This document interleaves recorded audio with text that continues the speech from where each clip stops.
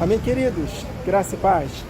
Passando aqui só para complementarmos o vídeo que eu gravei anteontem, onde falamos acerca do momento de orar e do momento de agir.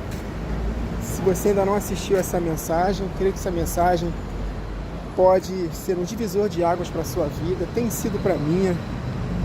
Mensagem maravilhosa que Deus ministrou no meu coração, compartilhei com os irmãos. Quando nós devemos orar e quando nós devemos agir, né? Que nós temos a tendência de orar quando tem que agir e agir quando tem que orar. Então nós temos que ter esse equilíbrio e essa ousadia, porque não adianta só também conhecermos a verdade e no dia a dia apanharmos das trevas. Então que nós possamos ser inconformados com situações que claramente Satanás está perturbando a gente. Seja uma enfermidade, seja um problema familiar, até mesmo um problema financeiro, né? Muitas das vezes, o problema financeiro somos nós que provocamos, mas tem situações que é Satanás também perturbando a gente. Então nós temos que ter esse discernimento.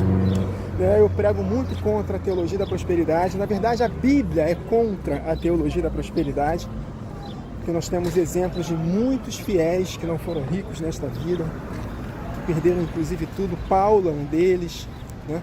Só morreu com a roupa do corpo, não tinha conta bancária, não conquistou nada.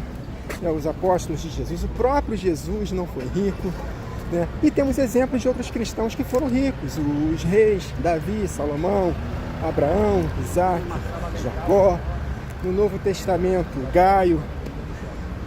Então nós temos que aprender a discernir e alcançarmos o equilíbrio da verdade. Deus chamou o rico e chamou o pobre.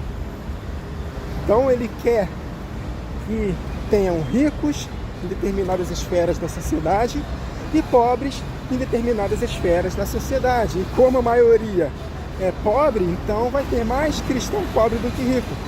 Porque a questão toda não é o dinheiro em si, mas sim o propósito que Deus estabeleceu para a nossa vida.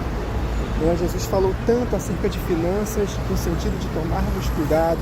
O apóstolo Paulo, em 1 Timóteo 6, nos orienta: aqueles que querem ficar ricos vão cair em ciladas, em destruições, que vai jogá-lo na ruína. Então nós não buscamos a Deus com a motivação de termos isso ou termos aquilo. Não, nós buscamos a Deus de acordo com o propósito que Ele estabeleceu para a nossa vida. Amém, queridos? Então nós não somos movidos por coisas materiais. Não, nós somos movidos pelo propósito que Deus estabeleceu para a nossa vida. Tendo muito ou tendo pouco, não importa. O que vale é cumprir a missão e recebermos de fato a verdadeira recompensa, que é na ocasião da volta de Jesus. Amém, queridos? Fecha parênteses. Então, nós precisamos entender quando orar e quando agir. Então, para completar essa mensagem que está aqui no meu canal, que foi gravada anteontem, se os irmãos não assistiram, recomendo que assistam. Quando orar e quando agir. E para completar, o nosso maior exemplo é Jesus. E ele me fez lembrar do seu próprio ministério nesta terra. Em nenhum momento nós vemos Jesus orando para algum enfermo. Você não vê Jesus orando por alguém que está passando por uma enfermidade, até mesmo para ressuscitar mortos. Você não vê Jesus operando sinais, orando. Jesus, ele simplesmente falava, fazia acontecer. Mas por que ele fazia isso? Porque no secreto, antes ele orava. Então, nós precisamos entender esse processo. Se tivermos uma vida de oração como Jesus teve, no secreto, e aí sim, quando vierem as circunstâncias, nós não vamos orar, nós vamos agir. Antes de Jesus ressuscitar Lázaro, o que ele falou? Graças te dou, Senhor, por teres me ouvido. Então, antes de ressuscitar Lázaro, Jesus já havia orado no secreto. E ele recebeu a direção, vai lá e ressuscita Lázaro. E ele só declarou que Lázaro ressuscitou. Quer ver um outro exemplo? Agora do apóstolo Pedro, em Atos eu não lembro qual capítulo, mas eu acho que é Atos, não vou chutar aqui para não errar, acerca de Dorcas, que havia falecido. Pedro, antes de ressuscitar Dorcas, ele se ajoelhou e pediu ao Senhor direção. E naquele ambiente de oração, ele recebeu a direção e ressuscitou Dorcas. Então, queridos, nós temos que alcançar o equilíbrio entre orar e agir. Então, esse exemplo de Jesus é maravilhoso, porque Jesus, em nenhum momento, ele orou por um enfermo. Ele simplesmente curava. Amém? Então é isso que nós temos que fazer. Mas Jesus, ele fazia tudo aquilo no seu dia a dia, operava sinais e prodígios e maravilhas no dia a dia, porque ele tinha uma vida de oração em secreto. Amém, queridos? Então, se nós desenvolvermos esse hábito de orarmos no secreto, e aí nós vamos ter direção, força, capacitação, para que quando vierem as circunstâncias, nós simplesmente agirmos.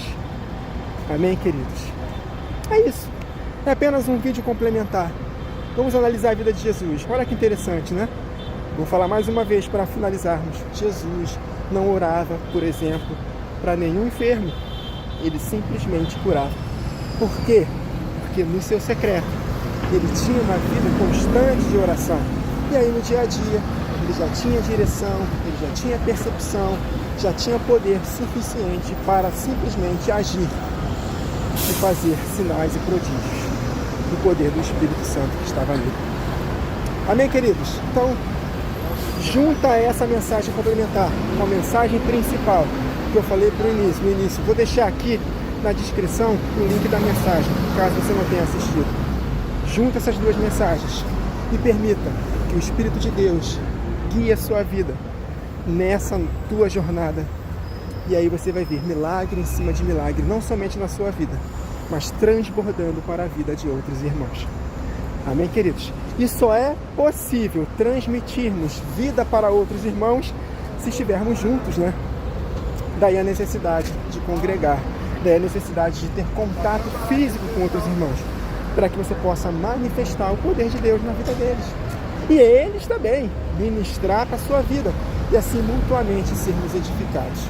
É importantíssimo, indispensável, termos contatos físicos com outros irmãos. Se você não tem, peça a Deus que Ele vai abrir as portas para que você possa ter essa possibilidade. Porque Deus quer que nós sejamos unidos uns com os outros, não somente à distância, mas também presencialmente. Peça a Deus sabedoria, discernimento, direção, paciência, para que você possa, no local onde você congrega, ser luz ali, ser bênção ali. O Espírito Santo vai te dar estratégia e você vai conseguir ser bênção no lugar onde você está. Tá bom, querido? Fica com essa mensagem no nome de Jesus.